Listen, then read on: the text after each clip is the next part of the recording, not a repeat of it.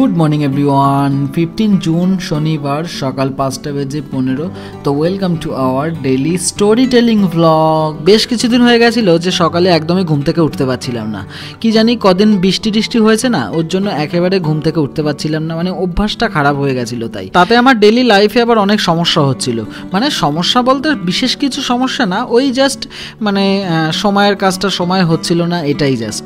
আর আমার কাছে আবার এটাই অনেক বড় সমস্যা যে সময়ের কাজটা সময় হয় না। তাই বাই দা ওয়ে 3-4 দিন ইনস্টিটিউটেও যাওয়া হয়নি, এত গরম পড়েছে বাবা। এই গরমে বাইরে বেরোনোর কথা ভাবলেও মানে ভয় লাগছে আর। বাট কি করবো বলো, কাজ না করে ঘরে বসে থাকলে তো হবে না, যে বাইরে গরম তার জন্য আর বেরোনোই যাবে না। বেরোতে তো হবেই বলো, অ্যাজ এ হিউম্যান বিন কাজে তো ফিরতেই হবে। তাই আমরাও কাজে ফিরলাম। আর যেহেতু সকাল সকাল ঘুম থেকে উঠেছি, সমস্ত কিছু টাইম মাফিক হচ্ছে। আর ওই জন্য দেখো দিনটাও ভালো, আজকে এসকেলেটারটাও চলছে। অন্যদিন এসকেলেটারটা চলে না, সে হেঁটে হেঁটে সিঁড়ি দিয়ে উঠতে হয়, আবার হেঁটে হেঁটেই নামতে হয়। কি অবস্থা হয় জানো, ঘেমে একেবারে জল হয়ে যায়। আর এই গরমে এমনি হাঁটা যায় না। আর দেখো এত বড় একটা জলের বোতল, মানে 2 লিটারের একটা জলের বোতল, এছাড়াও আর একটা 1 লিটারের বোতলও আছে।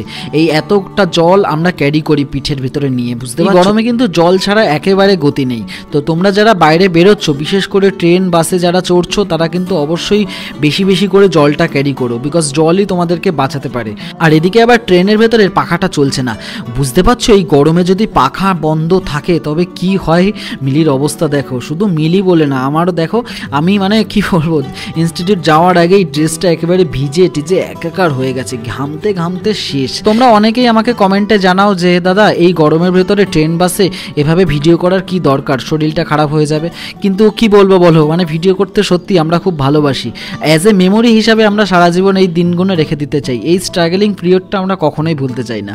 আর আমি মনে করি মানুষের কখনোই এই স্ট্রাগলিং পিরিয়ডগুলো ভুললে চলে না, এগুলো সবসময় মাথায় রেখে দিতে হয়। I know and I believe that এই স্ট্রাগলিং পিরিয়ডগুলো সবার লাইফেই এক না একদিন শেষ হয়ে যায়। বাট আমরা এই দিনগুলিকে আমাদের মেমোরির গোল্ডেন ডে হিসাবে রেখে দিতে চাই। জানো, আমাদের ব্লগ চ্যানেল তৈরি করার এটাই মোটো ছিল, যে একটা সাধারণ মানুষের লাইফস্টাইলে কি চলছে, বিশেষ করে তার স্ট্রাগলিং পিরিয়ডটা কিভাবে কাটে, এগুলি আমরা তুলে ধরতে চেয়েছিলাম আমাদের লাইফস্টাইলের মাধ্যমে। আমি জানি তোমরা ইউটিউবে অনেক ব্লগারদের পেয়ে যাবে যারা মানে তাদের হ্যাপিয়েস্ট লাইফের পার্টটাই শুধু তোমাদেরকে দেখায়, কখনোই তাদের স্ট্রাগলিং পিরিয়ডগুলো তোমাদের সাথে শেয়ার করে না। কিন্তু আমরা শেয়ার করতে চেয়েছিলাম, এই ইউনিক জিনিসটাই আমরা তোমাদের সামনে শেয়ার করতে চেয়েছিলাম, বিশেষ করে এই অনেস্ট রিয়ালিটিটা তোমাদের সামনে তুলে ধরতে চেয়েছিলাম। বাই দ্য ওয়ে এদিকে আবার দেখতে দেখতে 2:30 বেজে গেছে, লাঞ্চ টাইম। আর আজ মিলি আমাদের লাঞ্চে নিয়ে এসছে রুটি আর আলু ভাজা। আর আজ যেহেতু স্যাটারডে, তার জন্য সকাল সকালই ছুটি হয়ে গেছে। বাট মিলি একটু ওপরে কথা বলছে। আজ ফেরার পথে আমি ড্রেসটা চেঞ্জ করে নিয়েছি, বিকজ দেখলেই তো যাওয়ার পথে ড্রেসটা একেবারে ঘামে ভিজে গেছিল। তাই এই টি শার্টটা নিয়ে এসেছিলাম ব্যাগে করে, তো এই টি শার্টটা পরে এখন বাড়ির দিকে যাচ্ছি। আর একটা কথা তোমাদেরকে বলি, তোমরা যারা ব্লগটা এই পর্যন্ত দেখেছো তারা প্লিজ একটু বন্ধুদের সাথে ভিডিওটা শেয়ার করে দাও, আর একটা কমেন্ট করো, ভালো ভালো কিছু কমেন্ট করো। তাতে কি হয়, চ্যানেলের রিচটা ভালো হয়। আর রিচটা ভালো হলে আমাদের এই স্ট্রাগলিং পিরিয়ডটা তোমাদের মতন অনেকের কাছে পৌঁছে যাবে। সো প্লিজ চ্যানেলটিকে সাবস্ক্রাইব করে আমাদের সাথে জুড়ে থেকো। যাই হোক, দেখো এভাবে কিভাবে পার হচ্ছে, দেখো এটা রেল লাইনে, কিন্তু এটা একেবারেই ঠিক না। ব্যারিকেড দিয়ে রেখেছে, কিন্তু ব্যারিকেড খুলে এরা পার হবে।